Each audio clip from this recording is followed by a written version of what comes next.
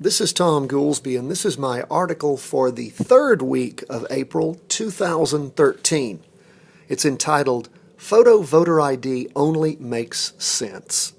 As the debate rages over photo voter ID, it's fascinating to listen to the arguments against the proposed law. Opposition continues to repeat the same old lines they used back in 2005 when Georgia passed a similar photo ID bill. Opponents in the Peach State claimed that photo voter ID was nothing more than a Jim Crow era tactic to suppress the minority vote. Further, they claimed that the state would have to pay out millions of dollars in ID cards for hundreds of thousands of indigent people who would require them. Neither of these situations occurred. Far from suppressing the minority vote in Georgia, minority voting hit an all-time high in 2008 after the law won court approval. Now, it was expected that African American voter turnout would spike in 2008 when President Obama ran for the first time.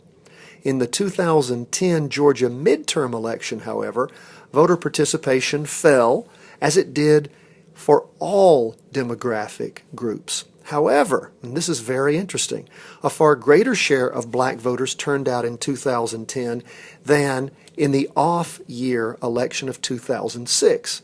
Now, this showed interesting facts, that Obama was not the only factor driving voter turnout.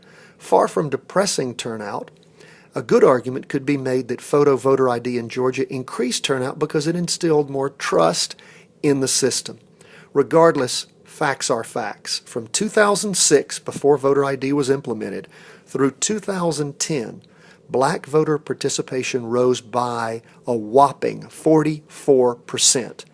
During the same time period, Hispanic vote rose by an incredible 67%. Turnout among white voters only increased 12%. Now, if photo voter ID is only about shutting down the minority vote, well, the Republicans pushing the legislation could be digging their own graves.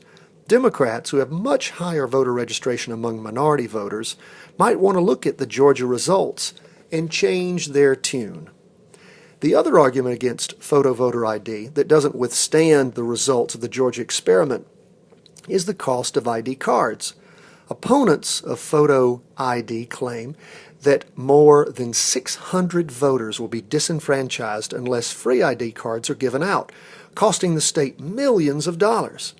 The same argument was also made in Georgia many years ago, a state of similar size and demographic makeup. Guess how many people applied for and received free ID cards courtesy of the Peach State since 2007? The number is 29,611 in the last 6 years. That's not every year, that's total. So, what is all the fuss about? Why is the NAACP continuing to raise the same old Jim Crow arguments that didn't work in Georgia? Why haven't you heard about the Georgia experience before? Why do the Democrats continue to repeat the same false arguments, sling mud, and race bait? Try as they might, the political left can't fool the voters, even those on their own side. A recent poll conducted by Elon University showed that more than 72% of North Carolinians, that's more than 72%, supported a law requiring voters to show photo ID before being allowed to cast a vote. Over half the Democrats polled supported voter ID. 97% of the participants in the poll stated they already had an acceptable form of photo ID. In the end, all the arguments against photo voter ID are much to do about nothing. Ask the average person on the street and they'll tell you that it only makes sense to have voters identify themselves at the polls.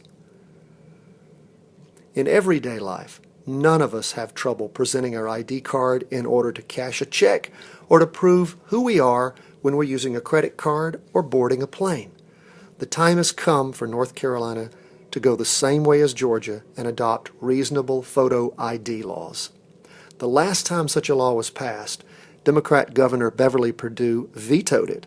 Ironically, she had a party at the governor's mansion the same night. Guess what was required to get into the mansion? You guessed it, a photo ID.